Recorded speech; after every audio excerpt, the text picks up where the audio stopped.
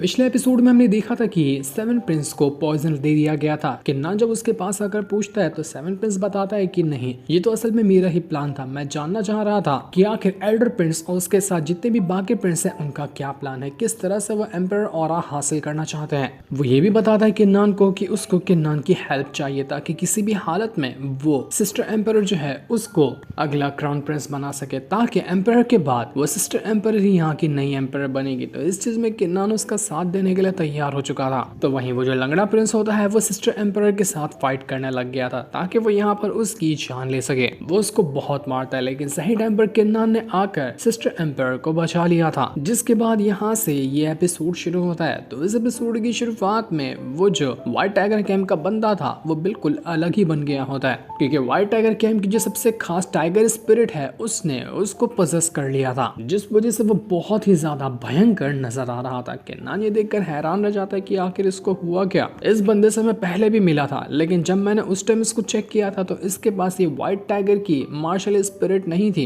इसके पास किसी और तरह के मार्शल स्पिरिट थी। लेकिन अब अचानक से इसके पास ये व्हाइट टाइगर की मार्शल स्पिरिट कैसे आ गए, यह अजूबा इसके साथ हुआ कैसे। तो सिस्टर एम्पर जो होती है वो यहाँ पर अच्छे से चेक करने के बाद उस व्हाइट टाइगर कैंप के बंदे को किन्नान को बताने लग जाती है कि जहां तक कि मुझे लगता है ना, इसने अपनी मार्शल सोल को सैक्रिफाइस कर दिया और अपनी मार्शल सोल की पावर वो दे रहा है जो व्हाइट टाइगर कैंप की टाइगर स्पिरिट है उसको। इस वजह से इस टाइगर स्पिरिट ने इस बंदे के शरीर के ऊपर कब्जा कर लिया है और इसकी मार्शल सोल को खाते जा रही है। ये यहाँ पर अपनी मार्शल सोल सैक्रिफाइस करने को तैयार है ताकि व्हाइट टाइगर स्पिरिट की मदद से किन्नान ये तुम्हारी जान ले सके। तो तुम्हें थोड़ा सा संभल कर रहना होगा, ये बहुत ज्यादा खतरनाक बन चुका है। जिसके बाद उसने तो सीधा एक ही पंच मारते हुए किन्नान को बहुत दूर जाकर उड़ा दिया था। वो किन्नान से कहने लग जाता है कि क्यों, बस इतना सही कर सकता था क्या? देख कैसे तो मेरे तू एक पंच के अंदर कितना दूर जाकर फेंका चुका है, तेरी तो बुरी तरह से हालत खराब हो गई। और कुछ नहीं कर सकता है तू? अपनी पावर दिखा, अपने फिनिक्स फायर की पावर दिखा कि बता तू क्या कर सकता है। जिसके बाद जैसे वो दोबारा से अटैक करने वाला था, सिस्टर एम्पर बीच में आने के बाद अपनी पावर की मदद से उस व्हाइट टाइगर कैंप के बंदे को रोक देती है ताकि किन्नान को मौका मिल जाए उसके ऊपर अटैक करने का। ये लोग यहाँ पर फाइट कर रहे थे तब तक के वो जो लंगड़ा प्रिंस होता है उसने वही स्पिरिचुअल फ्रूट खा लिया था। जैसे वो स्पिरिचुअल फ्रूट खाता है उसके अंदर से काफी ज्यादा पावर बाहर निकल कर आने लग जाती है और उसको पता चलता है कि इस फ्रूट के अंदर तो एम्परर ऑरा कूट कूट कर भरा हुआ है। इतना ज्यादा एम्परर ऑरा इसके अंदर मौजूद है कि एक शरीर इंसान का जल्दी उसको हैंडल भी नहीं कर सकता। इस वजह से वो इतना ज्यादा खुश हो चुका था कि वाह,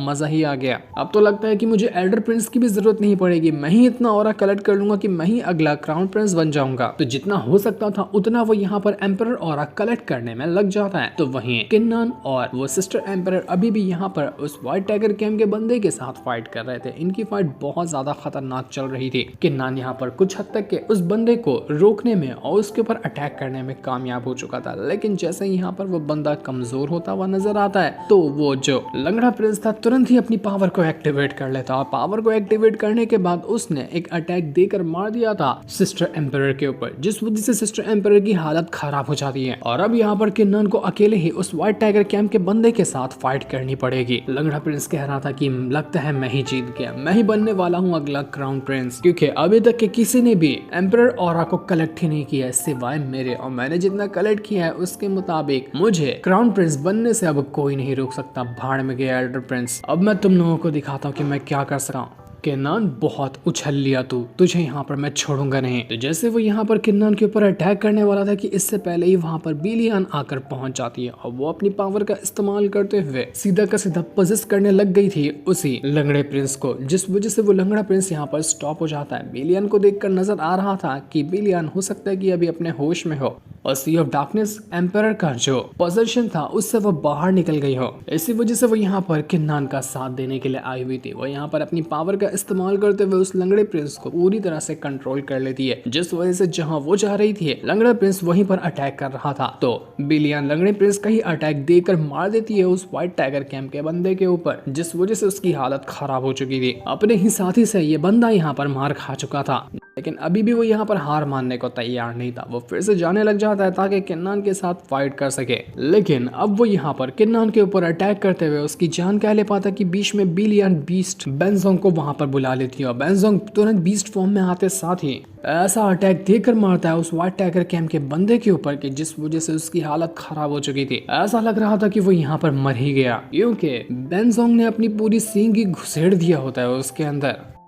लंगड़ा प्रिंस और ये व्हाइट टाइगर का एक कैंप का बंदा था जहाँ वो दोनों यहाँ पर अब शांत हो चुके थे, जिस वजह से सभी दुश्मनों का खात्मा हो गया था। सभी को लग रहा था कि अब तो हम यहाँ पर आराम से वो एम्परर ऑरा कलेक्ट कर सकते हैं। किन्नान तो तुरंत ही यहाँ पर बिलियन को देखने के लिए पहुंच जाता है कि क्या वो अभी ठीक है या नहीं है। पर तभी वहां पर उनको एक अजीब सी आवाज सुनाई देने लग जाती है। ये आवाज थी एक काफी खतरनाक इंसेक्ट की जो यहाँ पर आ चुका था। अब वो बहुत बड़ा ही घिनौना इंसेक्ट लग रहा होता है जो आते साथ ही सभी के ऊपर अटैक करने को तैयार था। सारे लोग हैरान हो जाते कि ये क्या चीज है, इतना बड़ा इंसेक्ट हमने इससे पहले कभी नहीं देखा था, ये आया कहाँ से। वो इंसेक्ट सीधा किन्नान के पीछे ही जाकर पड़ चुका था ताकि उसके ऊपर अटैक कर सके। सभी लोग जितना भी अटैक उस इंसेक्ट के ऊपर करने की कोशिश करते वो इंसेक्ट उनके अटैक को ही यहाँ पर निगल जाता और उसे वहां पर कुछ हो ही नहीं रहा था। ये देखकर सभी हैरान रह जाते हैं कि आखिर ये कैसा इंसेक्ट है जो इसको यहाँ पर किसी भी अटैक का असर हो ही नहीं रहा। तो सिस्टर एम्पर बताने लग जाती है कि ये किसी भी तरह की स्पिरिचुअल एनर्जी को ना एब्सॉर्ब कर जाता है। जब इसको ज्यादा स्पिरिचुअल एनर्जी किसी जगह से आ रही होती है ना तो वो वहां जाता है और पूरी ताकत के साथ उस एनर्जी को एब्सॉर्ब कर जाता है। अभी इसने उसी एम्पर ऑरा को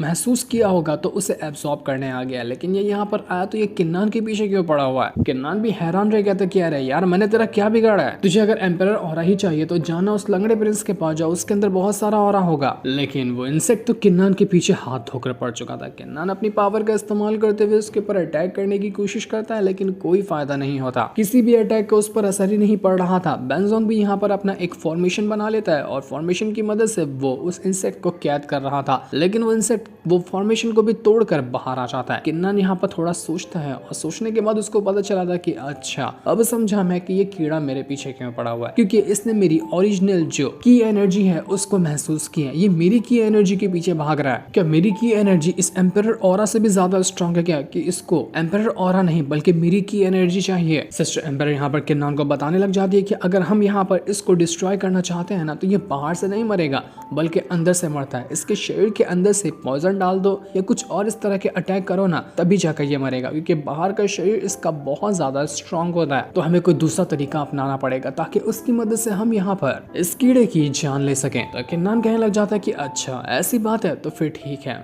इसका बंदोबस्त हो गया समझो। तो वो तुरंत ही यहाँ पर अपनी की एनर्जी को थोड़ा सा बाहर निकालता है और जैसे ही उस कीड़े ने की एनर्जी को चेक किया था वो तुरंत ही जाकर उसकी एनर्जी को निगल जाता है। किन्नान कहने लग गया था कि तुझे यही की एनर्जी चाहिए थी ना, ले खा ले, जितना चाहिए उतना खा ले ताकि अच्छे से तेरे पेट के अंदर चले जाए। तो जैसे ही उस कीड़े ने यहाँ पर उस एनर्जी को खाया था किन्नान तुरंत ही अपनी जो पावर थी की एनर्जी को उसको ब्लास्ट कर देता है, जिस वजह से वो सीधा ब्लास्ट हुआ था उसी कीड़े के पेट के अंदर और कीड़ा फट कर उसके चीथड़े उड़ जाते हैं। इस तरह से उस कीड़े का यहाँ पर खात्मा हो गया था और किन्नान की जान बच जाती है, वरना तो वो उसके पीछे हाथ धोकर पड़ गया था। तभी वो जो लंगड़ा प्रिंस था वो यहाँ पर बिलियन के कंट्रोल से बाहर निकल कर आ जाता है और उसके अंदर से बहुत ज्यादा ऑरा बाहर निकल कर आने लग गया था। इतना ज्यादा उसके अंदर से एम्परर ऑरा बाहर निकल रहा होता है कि उसका शरीर भी उसको हैंडल नहीं कर पा रहा था। वो तो बड़ा खुश था कि मैं तो यहाँ पर खुद में ऐसी पावर को महसूस कर पा रहा हूँ जिसको मैंने कभी जिंदगी में महसूस नहीं किया था। मुझे तो बहुत मजा आ रहा है, ऐसा लग रहा है कि मैं पूरी दुनिया में अपना कब्जा कर सकता हूँ, मेरे सामने कोई टिक ही नहीं सकता। इतना ज्यादा पावर वो महसूस कर पा रहा था। लेकिन तभी उस ट्री के अंदर से आवाज आती है। ये ट्री वही था जिसके ऊपर वो फ्रूट लगा हुआ था। फ्रूट खाकर ही इस लंगड़े प्रिंस के अंदर वो एम्परर ऑरा गया था। तो ट्री के अंदर से आवाज आते हुए ये कहने लग जाती है कि इस लंगड़े प्रिंस ने बहुत ज्यादा एम्परर ऑरा को एब्सॉर्ब कर लिया है जो कि इसके माइंड पे असर कर रहा है और इस एम्परर ऑरा ने इसके ऊपर बैकफायर कर दिया जिस वजह से इसका माइंड अब कंट्रोल में नहीं है। सिंपल वे में तुम समझ सकते हो कि ये अब पागल हो चुका है, इसे बचाना बिल्कुल इम्पॉसिबल सी बात है। इंसान को एम्परर ऑरा उतना ही कलेक्ट करना चाहिए जितना कि उसके शरीर में ताकत हो। ज्यादा अगर कलेक्ट करोगे तो ये बैकफायर करेगा और तुम्हारी खुद की हालत खराब कर देगा। इसने अपने मेरिडियन और अपने माइंड दोनों की वाट लगा दी है। इसको बचाना बहुत ज्यादा मुश्किल है, शायद ही ये बच सकता है। तो इसके बाद वो जो ट्री ट्री था वो सीधा का सीधा उस लंगड़े प्रिंस को जमीन के अंदर ही धंसा देता है और उसको धंसाने के बाद वो उस लड़की को बाहर निकाल चुका था जिसको उस लंगड़े प्रिंस ने जमीन के अंदर धंसाया था और वो अभी तक के जिंदा होती है, जिसको इसी ट्री ने बचा लिया था, वरना तो वो कब कब मर गई होती। वो ट्री जो था वो यहाँ पर आने के बाद सभी से कहने लग जाता है कि मुझे पता है तुम लोग यहाँ पर क्यों आए हुए, तुम्हें सबको वो एम्परर ऑरा ही चाहिए ना। एम्परर ऑरा सबसे ज्यादा ट्री के ऊपर जो फ्रूट लगते हैं उसके ऊपर ही बनता है और इसका सबसे बड़ा जरिया मैं ही था। लेकिन अफसोस कि शायद मैं तुम लोगों की उतनी ज्यादा हेल्प नहीं कर पाऊंगा क्योंकि शायद ही अब मेरे ऊपर कोई फ्रूट बचा हुआ है। हर साल यहाँ पर कई सारे लोग आते हैं एम्परर ऑरा कलेक्ट करने के लिए और वो मेरा फ्रूट तोड़कर ले जाया करते हैं। इससे होता ये है कि मैं धीरे धीरे करते हुए अपना एम्परर ऑरा जो है उसको कम करता जा रहा हूँ। मेरी हालत अब ऐसी हो चुकी है कि मुझे नहीं लगता मैं ज्यादा टाइम तक के और जिंदा रह पाऊंगा और वो दिन जल्दी आ जाएगा जब मेरी पूरी पावर खत्म हो जाएगी और मैं बुरी तरह से मुरझाते हुए अपना अस्तित्व ही मिटा दूंगा। यहाँ पर इस लंगड़े प्रिंस ने सबसे ज्यादा एम्परर ऑरा को कलेक्ट किया है, तो मेरे ख्याल से यही हो सकता है अगला क्राउन प्रिंस, लेकिन ये अपने होश में तो नहीं रहेगा। इसलिए अगर तुम में से बाकी किसी को भी यहाँ पर क्राउन प्रिंस बनना है तो जल्दी जाओ और मेरा ट्री चेक करो कि अगर कोई भी फ्रूट बचा हुआ मिलता है ना उसे हासिल कर लो, क्योंकि ऐसा मौका तुम्हें दोबारा नहीं मिलेगा। यहाँ पर शायद मेरे ऊपर एक आखिरी फ्रूट बचा होगा, उसको निकाल देते हो तो मैं पूरी तरह से अब यहाँ पर इसके बाद खत्म हो जाऊंगा। तो ये मौका तुम्हें यहाँ हाथ से जाने नहीं देना चाहिए।